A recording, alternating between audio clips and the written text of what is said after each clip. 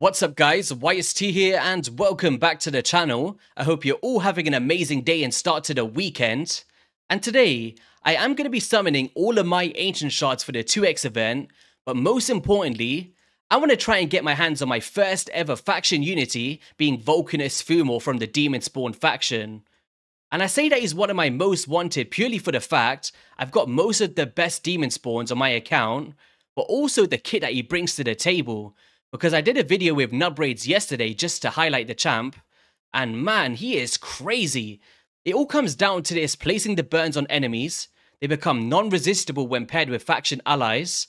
You can instantly activate them if HP burns are already on them, as well as all champions being able to block revive enemies when they're killed under HP burn, and then stacking his ignore defense up to 100%. So you don't even have to rely on stuff like Merciless, Savage, and Lethal for areas such as the Hydra boss, right, in prolonged battles. He's also got a 2-time hitter which has good multipliers, with the damage inflicted by this skill increasing by 10% for remaining HP burns. And then even in here as well, we can ignore Stone Skin, Unkillable, and Ally Protection, as well as block damage and shields. And then burns that activate on an enemy has a chance to decrease the skill cooldown by 1 turn, as well as decreasing the damage he takes by 50% when it's not on cooldown. In terms of crowd control, he does bring in Fears for like 2 turns, which is non-resistible when they're under burns, and then also an A1 with damage scaling. So yeah, I would really love to get my hands on him as my first one, and we got almost 70 shards to get through. Shall we just change that? We can buy a few from the gem shop, right? Let's just go like this. There we go. Now we've got 71, if we just claim it from our box here. There we go. I guess first thing that's worth noting is what's the points looking like for the Gretal Hagbane fusion, which is a champion I'm actually going to go for. At first I was like, maybe not, but I missed the previous fusion in the Brugard Jeroboam, so I've saved up all the resources to do it, so why not, right? But let me know in the comments what you guys think about the champ in general. So 3,000 points, so we should be able to do that with our 71 ancients here. But outside of the Vulkanos Fumor, who would I really like to get? Because let's be real, the chances are slim, right? Like, I can't remember the last time I pulled a 10x champion from an ancient shard. I guess Kyolite will be a good one from the Sylvan Watchers. I think he's a very good nuker for the arena.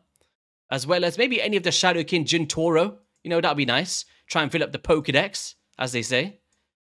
But this faction here is looking really, really bad. Like, of course, maybe Hansel to pair with Gretal would be nice. As well as maybe Archbishop Pinthroy. I think he's very underrated in the game. So okay, let's get into it. Maybe another Genzin as well. It's always welcomed. Here we go. And by the way, guys, if you just drop a like on the video and are a subscriber to the channel, I am giving away 540 gems to 5 winners. And all you have to do is just drop your code in any of your comments below. And then I'll be selecting the winners sometime before the 10th of this month. So good luck to anyone that gets involved in that. We like to do it in all of the shard videos, right? Are we even going to get a legendary today? I have no clue. The Mars Fearmonger? No thank you. Come on. Lone Blade Rehab? Nullhorn? Wasgar? He's actually a pretty good freeze champion for the finite, right? If I'm not mistaken. But this isn't what we're looking for. Turn the 2x on rate. We need a legendary here. Or 2, actually. Give us 2 in 1 10-pop. It's been a while since I've seen that. Damn, are they gonna... They're just gonna rinse me completely here. I want one chance. I'm going all in today. Come on. Don't make me spend some gems. Taurus. We got 30 more to get through, guys. CC luck is not a thing. I'm saying that to try... Oh, here we go. It's a thing. We got Ragash. Okay. Okay. Well, I didn't mention that at the start there, guys. However, this is one of my most wanted defense-based nukers in the game.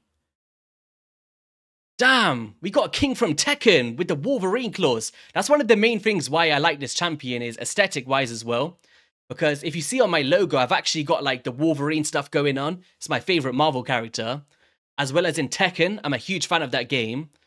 You know, King is one of my favorite characters, and it's just like the blend of the two. Damn, a non-dupe nuker for my account who's actually very strong. We've got Strengthen, Increased Speed, and Perfect Veils. Decreased defense and stuns as well, and a...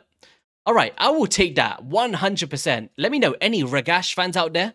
Where do you use him on your accounts? Let's try and strike 2 gold here. We can do it. It wasn't the champion we was looking for, though. It wasn't. In terms of the 10x anyway. Come on, give us another gold here, Rate.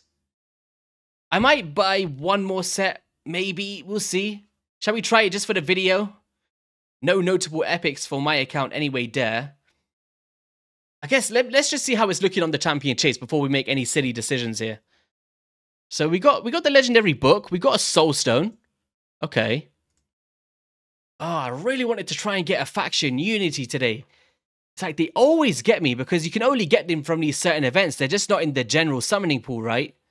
Do you know what? It's been a long time since we did a shard video. Let's just do... Oh, we don't want to go crazy. I need the gems for events, right? We'll just buy one. I've been doing pretty well saving. I got 20 void shards. A good amount of sacreds as well. Here we go, guys. Have we got the space? We don't. Let's go sacrifice some rare champions here. All right, we can go straight back in here now. We got 10 to get through. Come on, raid. Give us the Vulkanos. Can we do it?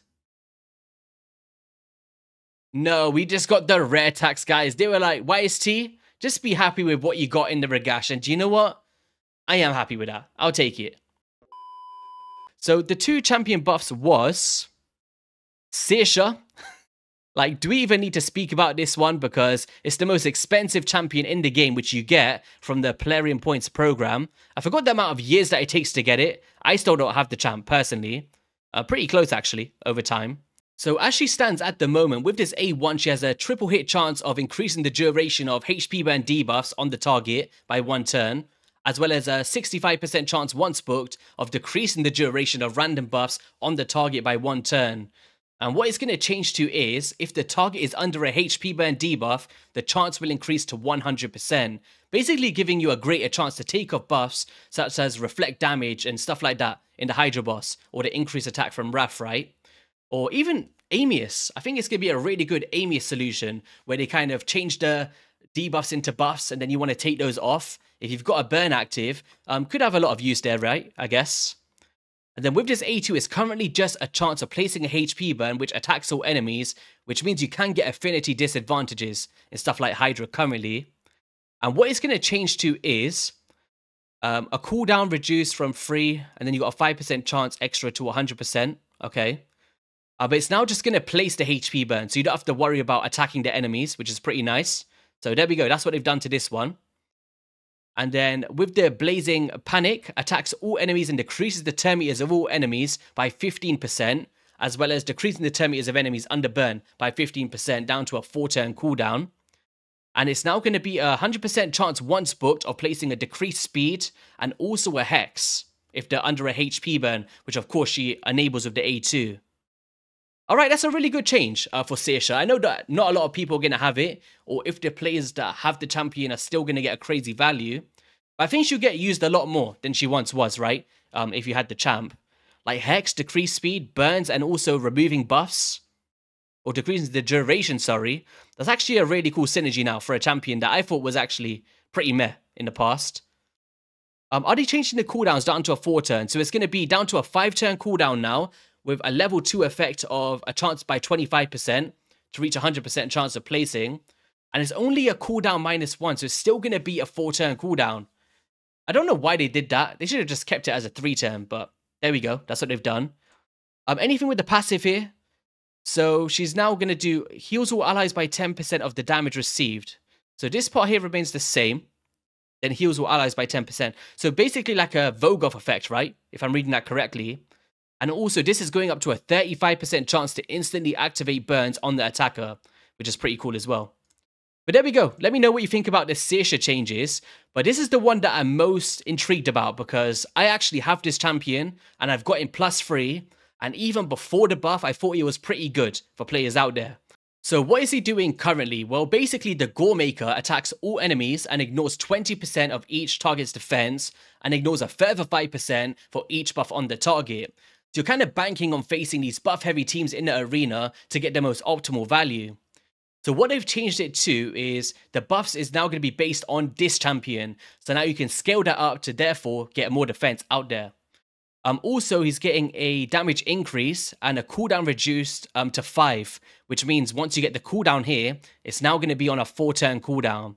So with the damage increase, now being able to scale the buffs yourself, and also the cooldown dropping down, you know, he's kind of got a better place in the game now, in my opinion. Pretty good. Anything change with this A2 here? So each hit will now ignore 20% of the target's defense, which he doesn't currently do at all. Okay, wow, that's a huge change to hack the bits. And then also a damage increase on top of that. So that could be a nice 4-time hitter. A really nice one. Like if we think about Gretal, which we're going to speak about soon as well. Like she has a very similar effect, right? 4-time hitter up to 25% on the final hit.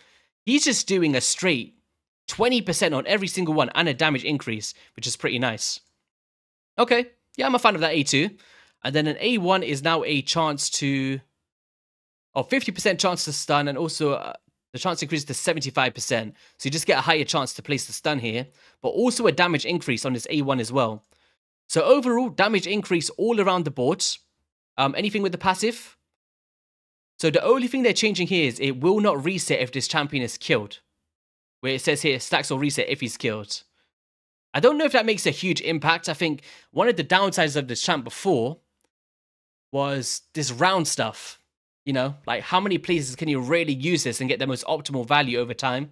Like, will he be dead by the time you can scale this in arena?